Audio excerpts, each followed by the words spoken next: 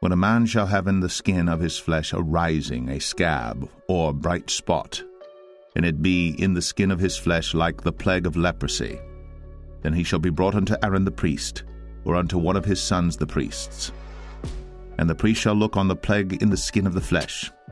And when the hair in the plague is turned white, and the plague in sight be deeper than the skin of his flesh, it is a plague of leprosy.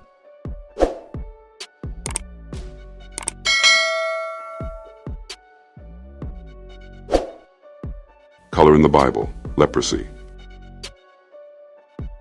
A rising, a scab, or bright spot, and it be in the skin of his flesh.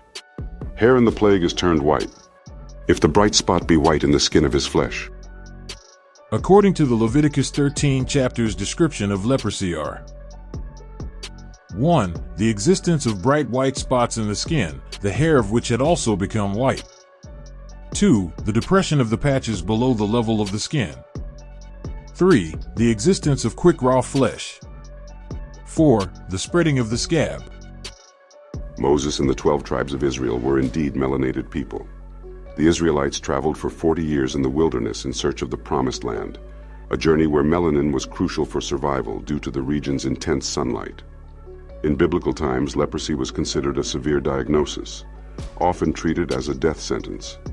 Moreover, it was viewed as a highly contagious disease, resulting in the isolation of those affected to prevent its spread. And the anger of the Lord was kindled against them, and he departed. And the cloud departed from off the tabernacle, and behold, Miriam became leprous, white as snow. And Aaron looked upon Miriam, and behold, she was leprous, white as snow. And the anger of the Lord was kindled against them, and he departed. And the cloud departed from off the tabernacle, and behold, Miriam became leprous, white as snow. And Aaron looked upon Miriam, and behold, she was leprous. Then Uzziah was wroth, and had a censer in his hand to burn incense. And while he was wroth with the priests, the leprosy even rose up in his forehead before the priests in the house of the Lord, from beside the incense altar.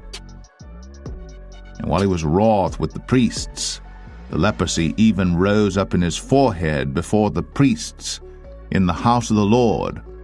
And the Lord said furthermore unto him, Put now thine hand into thy bosom. And he put his hand into his bosom. And when he took it out, behold, his hand was leprous as snow. His hand was leprous as snow. Biblical leprosy, as described in the Hebrew Bible, Old Testament, and the New Testament, is not the same as Hansen's disease, which is modernly known as leprosy.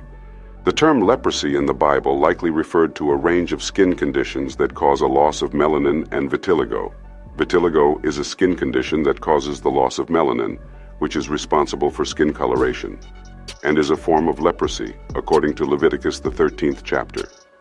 This loss of pigment leads to the appearance of white patches on the skin. While biblical leprosy may have included some cases of vitiligo, exposure to the sun in biblical times is one of the most serious complications of leprosy. Sun exposure can cause sun damage, which may result in rough and thickened skin, as Leviticus the 13th chapter explains. Hansen's disease is not biblical leprosy. Hansen disease is an infection caused by slow-growing bacteria called Mycobacterium leprae. It can affect the nerves, skin, eyes, and lining of the nose, nasal mucosa. With early diagnosis and treatment, the disease can be cured.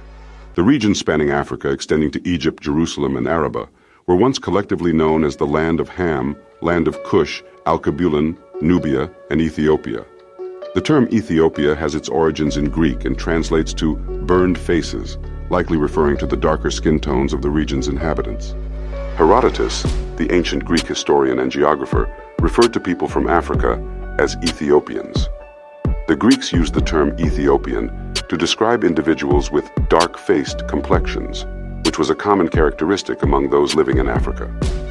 The capital of modern-day Ethiopia, Addis Ababa, was founded in the 19th century by Ethiopian Emperor Menelik II and his wife, Empress Taitu Betul. Shalom. Subscribe so you can stay posted on the next video I'm dropping on the Real American Horror Story. Shalom.